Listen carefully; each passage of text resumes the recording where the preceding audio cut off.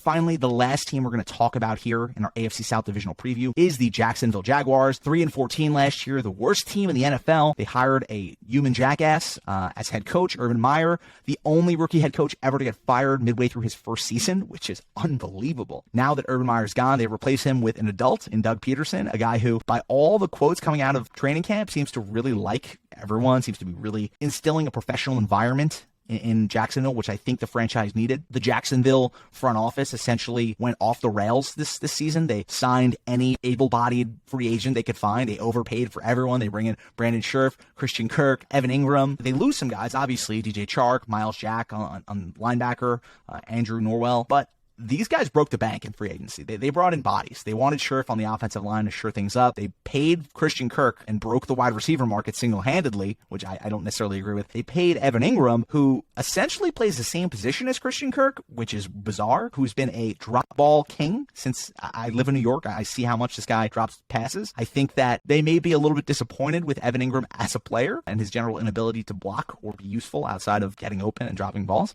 But for all that, I think the Jaguars are getting a little bit too much flack this year. Part of that is that it's easy to dunk on the team that was number one pick last year. It's easy to joke about a team that hired Urban Meyer, who basically, even at the time he was hired, everyone said this is going to be a disaster, and obviously it was a disaster. With that said, people looked at that Christian Kirk contract and how it essentially reset the wide receiver market. I think they may be being a little bit too down on Christian Kirk and on this Jaguars offense. Even myself, I'm calling out myself for this. I was so hard on the Jags. I was like, this is the stupidest thing I've ever seen. But the reality is the Jaguars don't get free agents. You have to overpay to get guys to Jacksonville. And if you acknowledge that reality and you realize that if they did get Christian Kirk, Trevor Lawrence was going to be throwing the ball to some absolute Jags, just guys off the street, some YMCA guys. You have to realize that this is sort of the cost of doing business. And it's not necessarily the end of the world that they've overpaid for a guy who maybe as the cap goes up, this contract isn't as bad. I just think it's gotten easy to dunk on the Jaguars. I think it's sort of lazy to not acknowledge the fact that they are doing what they can to build an infrastructure around Trevor Lawrence. Even if you disagree with the way they're going about that, they're bringing in guys like Trayvon Walker, first overall pick at defensive end,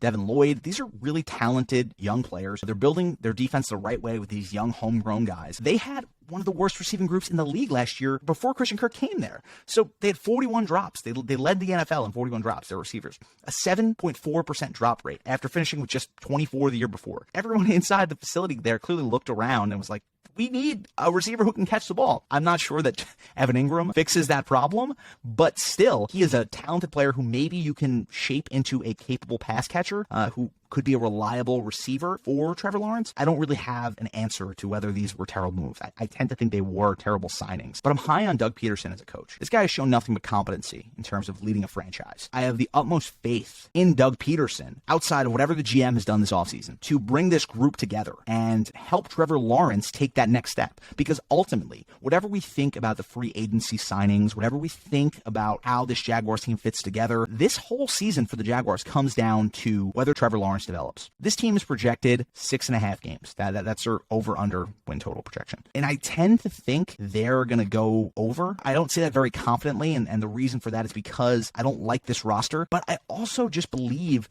that Doug Peterson is going to make this team into a pain in the ass to play against. And I don't want to bet the under on any team that I project to be a pain in the ass. If you're not going to be a rollover, I don't want to take you as an under because I know how these late season backdoor covers end up. I don't have a prop pick anymore for the Jaguars, and this is why. I was going to pick Christian Kirk. He was injured today. I don't know the level of his injury. If it does ultimately result in being a minor injury, I love Christian Kirk over 5.5 receiving touchdowns. And the reason is simple. He's going to be the primary receiver in this offense. An offense that's going to score maybe twice as many touchdowns this year, perhaps. They're going to score points, this offense. And somebody has to catch touchdowns in this offense. I think Christian Kirk, for all the memeing and all the making fun of the team that we've done, he's going to catch touchdowns if he's healthy. So if he's healthy, I'm all in on Christian Kirk over 5.5 receiving touchdowns.